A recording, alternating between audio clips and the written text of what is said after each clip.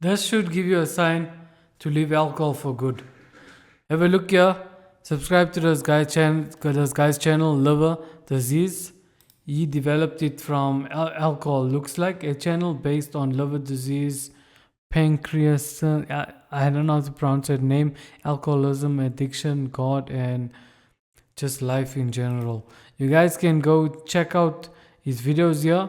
So yeah, man, this is what alcohol can basically do to you. The videos are quite long.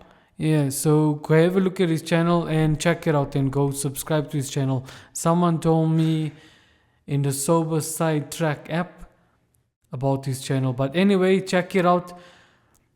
Let's watch a video of this here. Let's react to this. This is of Sober Leon.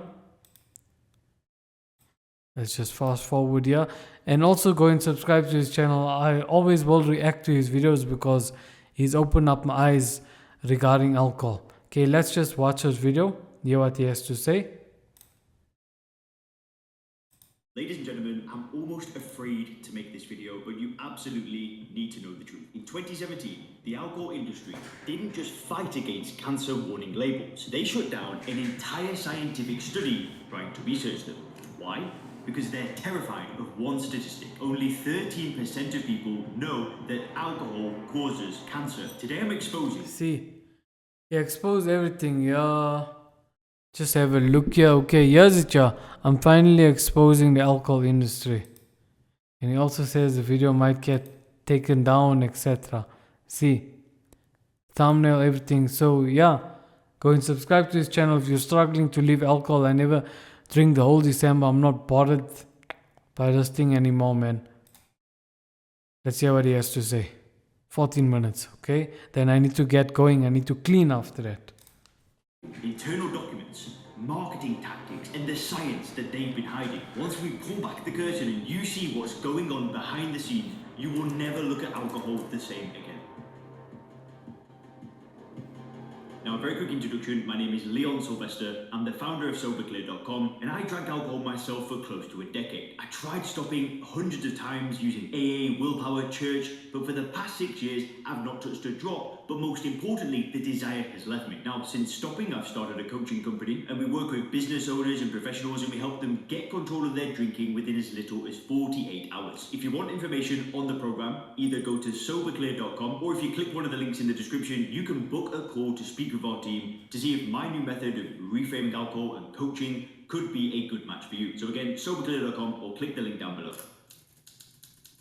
But before we expose their tactics, let's start with their most powerful weapon. And here's where it starts to get really dark. While they're pushing these empty, responsible drinking messages, they're actively hiding something far more sinister. See, everywhere, drink responsibly, are responsible. The ones it was at there's other bottle store in it around where I'm staying in South Africa. I put the review, alcohol is poison and everything, and I just had 2 drinks and I just had 3 cans. It was 5 milliliters if I'm not mistaken. Then I told him, hey, it's poison, how terrible I feel. Then the person is saying, hey, take this review off, take this review off. End of the day, alcohol is poison. Why are they even selling it at the end of the day? So, drink responsibly messages are ubiquitous in booze commercials and marketing campaigns. It's actually very difficult to find an advertisement that doesn't have it. A 2014 study found that these messages were present in 87% of alcohol ads placed in a sample of US magazines between 2008 and 10. What's fascinating is that these messages are not federally mandated. They are completely voluntary, the result of the industry's own internal code of conduct. What's the catch? Why does the industry bother with spending money on a campaign which, at face value, could hurt their bottom line? Well, this same 2014 study gives us the glaringly obvious answer. Campaign is a sham, designed to fail. For starters, the drink responsibly messaging is all... See, please enjoy responsibly. What the label doesn't tell you, a sip will.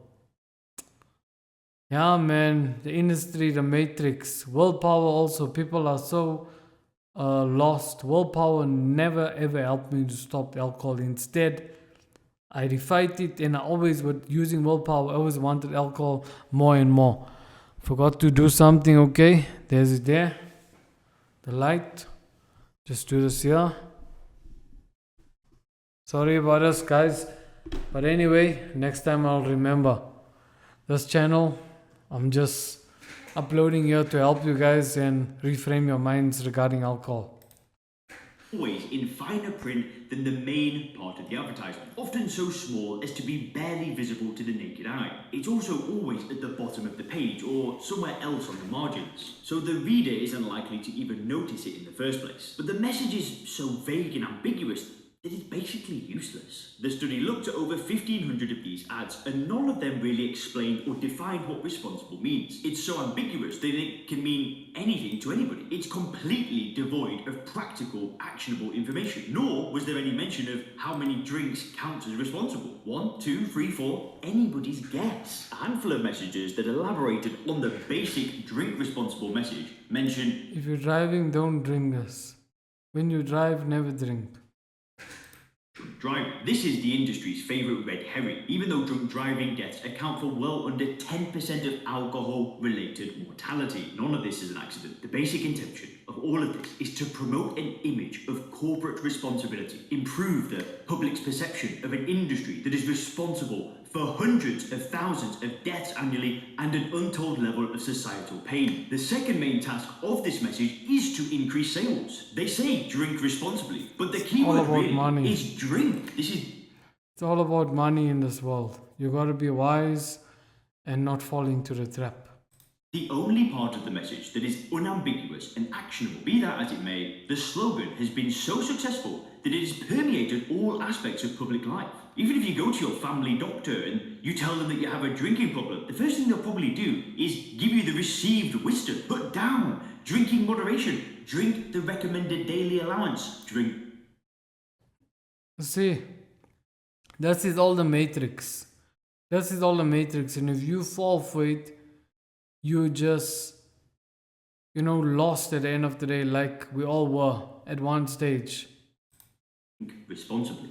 No one, so many millions of people can't free themselves from this evil addiction. Ads, YouTube ads. Sorry about it. I am going to eat only steak for the next 365 days to lose weight.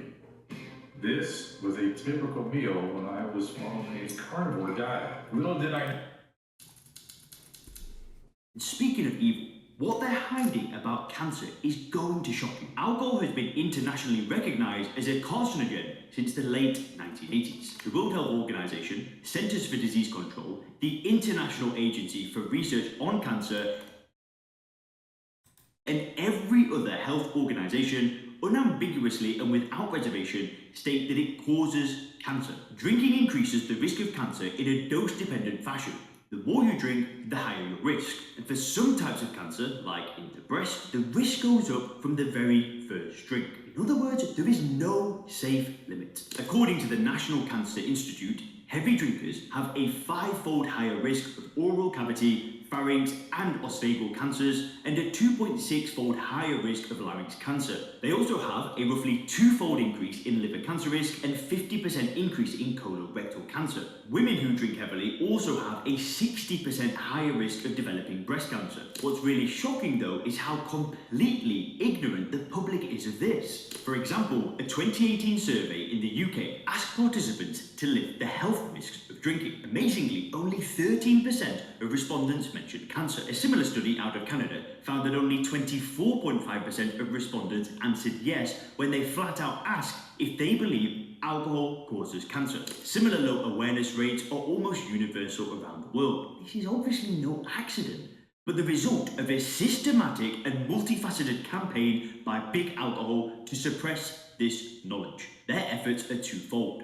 Firstly, block any regulation that aims to put warning labels or any other information on drinks. This is why there are generally no warning labels at all on alcohol packaging, or there may be. See, why can't the alcohol industry do the same like what the tobacco industry is doing regarding the cigarettes and put a warning alcohol is dangerous? Because why? They don't want their sales to drop. That's why this channel is here to spread a message, and also Sober Leon's channel.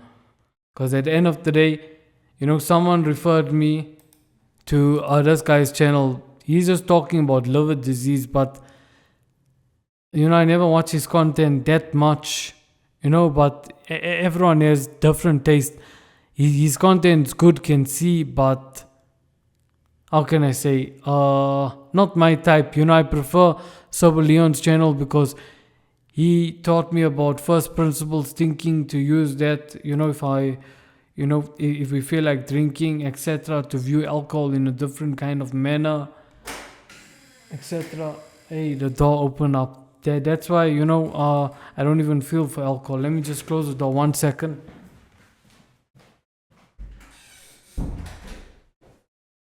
I must actually lock the door when I record these videos, because also it will just open. Than our favourite drink responsibly garbage. Just compare this to a cigarette pack that's basically covered. See how the cigarette pack shows smoking damages your gums and teeth. You see, smoking you see, it shows all of that, but cigarettes does, alcohol, nothing. Warnings and graphic images of tumours and whatever. For example, in 2017, the alcohol industry blocked a regional Canadian government's attempt to study the effects of placing a label on bottles warning about cancer. Note, the industry didn't See how the alcohol industry blocked, so it just shows, even when I sent that review. block actual legislation mandating a cancer label. They blocked an experiment that would test if adding a cancer label modified consumers' behaviour. This is how terrified they are of this dirty little secret getting out. After the experiment ran for 1 month, the regional government caved into pressure and threats from the industry and scrapped it. The second aspect of the industry's campaign is informational. In their social responsibility campaigns and programs, they generally just ignore this cancer risk. They just don't mention it at all. But on the really rare instances where they do, they intentionally create as much confusion as possible. Sometimes they will outright lie and say that there is no cancer risk. A variation of this is to say that there is no cancer risk for light or moderate drinking, when the data clearly shows this is not true. Other times, they obfuscate the risk by acknowledging that there is a link at high consumption, but suggesting that a low-dose alcohol might actually protect against some types of cancer. It's absolute nonsense, and they know. Other times, Low-dose alcohol. We also, Dr. Daniel Amen also said, if you guys want to check him out, he also said there's no, let me just type here, Dr. Daniel Amen on alcohol. He say no, also the amount of alcohol is safe. This is him on alcohol. Let's just hear quickly. One of my biggest Instagram posts was "I told you so." The American Cancer Society came out and said any alcohol increases your risk of 7 different types of cancer. And I've been talking about this for 30 years because I have scans, and people who drink any alcohol have lower activity than people who don't drink at all. You see, and basically what he's also trying to say, any amount of alcohol is not good at all. Yeah, just type Dr. Daniel Amen and you'll actually find him. Yeah, let's check another thing on the brain over time. Alcohol does this to the brain. Here's his channel. Subscribe.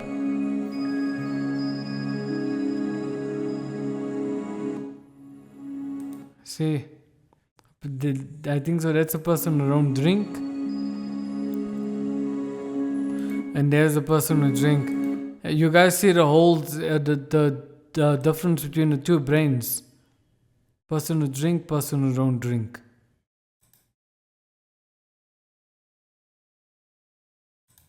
Sometimes they just paint cancer as this really complicated disease where everything basically interacts with everything else, almost trying to remove the attention from booze. Consider this statement from a non-profit funded by the industry. Alcohol has been identified as a known human carcinogen by the International Agency of Research on Cancer, along with over 1,000 others, including solvents and chemical compounds, certain drugs, viral infection, solar radiation from exposure to sunlight, and processed meat. Can you not see how they've spun it to deflect attention from the fact that every single drink increases the risk of cancer? It's insanity. Now, a very quick interruption. If you want to learn how to control your drinking quickly without AA, willpower, rehabs, or anything like that, then what you want to do is click the link in the description to access a totally free video training. Once you've clicked the link, a new page will pop up. When I tell some people about willpower doesn't work, they don't know. They say must just use willpower. Even some older people. Willpower never ever works. It never ever worked for me. Silver Leon's method is the best method. You'll put your name and email address in, and then a new video will immediately start playing that shows you how to control your drinking in as little as 48 hours. It'll be like nothing you've ever seen before, so definitely go ahead and click the link down below to access it, but it's going to show you how to control your drinking quickly. How they come after our children, it's dark. See, hiding cancer risks was just the beginning. You want to know their next target? Your kids. So, up until a few decades ago, the only drinks that you could get were basically wine, beer, and distilled spirits like whiskey or vodka. The problem with these is that they're all pretty disgusting, especially to a first-time drinker, people like teenagers. I remember my first drink. I spat it out, and their natural reaction will be to spit it out in disgust as well, maybe even throw up. And it makes sense, given that ethanol is a toxic industrial chemical. As an answer to this problem, in the 1980s and 90s, a new class of low-cost alcoholic beverages hit the market, starting with wine coolers in the US and drinks like Bacardi, Breezer and other Alcopops in the UK. These products ticked all the boxes for first-time drinkers. They had low alcohol, Breezer and other Alcopops. I want you guys to have a close look here. Look at the colors. Think of sweets, for example, and all unhealthy foods like the cereals, all of it. Just look at the colors. Look how eye-catching is it. Now, you know, when I didn't know about all these things, about the matrix, etc., I would fall for these tricks. Like, look at it, red and white. See, just look at the colors. It's people who don't know about first principles thinking, etc. This year will actually catch them, and they'll want. Last year, I went to a lot of places where people were drinking. Like I was at our pool place, everyone was drinking around, and etc. But I never touched a sip of alcohol. I sat there for a while. I never even craved it. I just looked around them and I saw everyone drinking, and just made me think they're gonna get up with a hangover tomorrow. But as for me, you know, not to say I'm better than them, I'll feel much more better. And I just watched them drink and I never even bothered. So if I was using willpower, eventually willpower won't work. I'll go to the bars, etc., or certain places where people are drinking, and eventually using willpower I want to drink. That's why first principles thinking is the way, not willpower, not AA, rehabs, etc. In the UK, these products ticked all the boxes for first-time drinkers. They had low alcohol content, often 3 to 5%. They were loaded with sugars and artificial flavours to not only sweeten up the drink, but also mask the foul taste of alcohol. The bottles and cans also resembled that of a soda pop, and they were often sold right next to non-alcoholic drinks on the same shelf. They were intended to make the transition from a soda pop to alcohol as smooth and effortless as possible. And last but not least, these so-called flavoured alcoholic beverages were intended to remove the stigma of drinking amongst younger people, in particular the underage. According to one recent report, quote, predatory marketing practices and targeted ad campaigns by large alcohol conglomerates, as well as product placement, packaging like energy drinks, and pricing at local liquor stores contribute to youth acceptability of alcohol sales. The goal of marketing is not only to expose the user to the product, but to engage the user, to incorporate alcopops into their lives. On average, youth are exposed to a minimum of 3 alcohol ads daily. The results have surpassed the wildest expectations of the alcohol industry. The successes started with the very first wine coolers back in the 1980s, up to 35% of which were consumed by school kids. In the US today, 13% of 8th graders and over 40% of 12th graders report having drank during the past month, and it's predominantly flavoured alcohol beverages. The average age of the person's first drink fell from 17.6 in 1965 to 15.9 by the turn of the century, a whopping reduction of nearly 2 years. Researchers report similar findings whenever in the world these drinks are sold, all while the industry continues to pretend that they're doing their best to prevent underage drinking.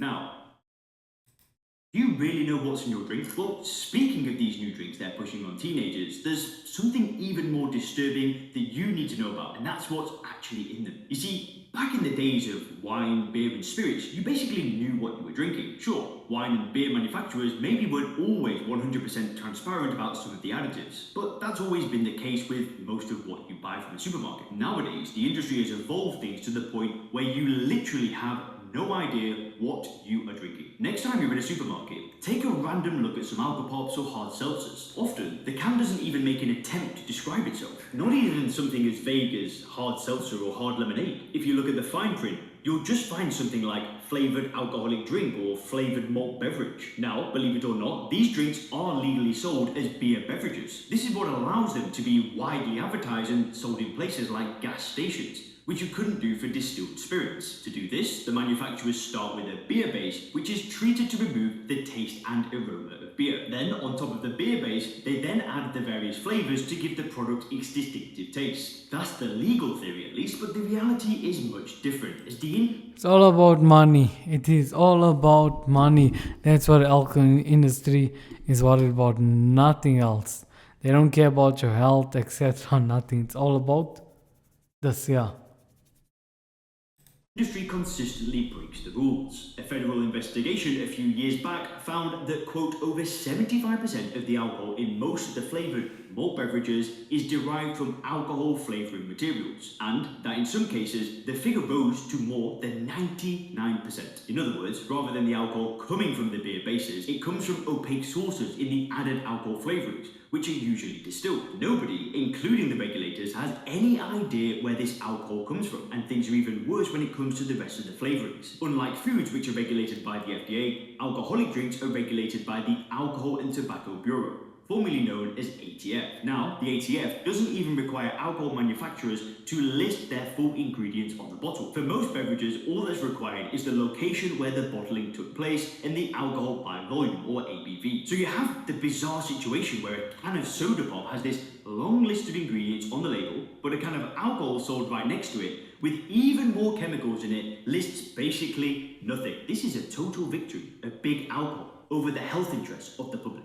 Now, you might be wondering, how do they get away with all of this? Well, the answer lies in who is funding the science. Do you know how there's always talk in the media about oil companies funding research to disprove climate change? Or maybe you've read about the Alder scandal, with the massive health research program that was set up and funded by the tobacco industry. Well, whilst you might know all of this, you've probably never heard that the alcohol industry does the exact same thing, and it's on a truly massive scale. A recent independent report searched the major scientific databases for research papers written by affiliates of the alcohol industry or funded directly by it. The search turned up over 13,000 results. This is a massive understatement of the actual number, because up until 2008, the main scientific database, Web of Science, did not capture funding data. The three main areas of research were biology, chemistry, and human health. This last category accounted for nearly 4,000 research papers. Again, this is a massive underestimate. The real number is without a doubt several times higher. Now, how does this massive injection of funds into research on human health serve the industry's goals? Do they, for example, flat out falsify study data to turn results on their head? I have little doubt that things like this sometimes happen, but they're the expectation rather than the rule. It's actually far simpler than that. All researchers are dependent on funding for their research. It's basically their oxygen. And it's sad to say, but who controls the funding controls the research. A good example involves the so-called cardioprotective benefits of alcohol. The idea that low quantities of alcohol somewhat protect against future heart disease. A recent commentary by a team of doctors in New Zealand noted something very interesting. Those reviews and meta-analysis on the topic that gave more enthusiastic results in support of this idea tended to be funded by the alcohol industry. The opposite was true for the studies who did not receive this funding. At the end of the day, it's not possible for the alcohol industry, even with all their unlimited money, to really win a debate like this. The data is simply not on their side, but they know that they don't have to do this. All they have to do is put doubt into people's minds. You see, all they have to do is put basically doubt in people's minds. I'm just exit out of here. So yeah, guys, you guys must know, at the moment the channel is on 6 subscribers.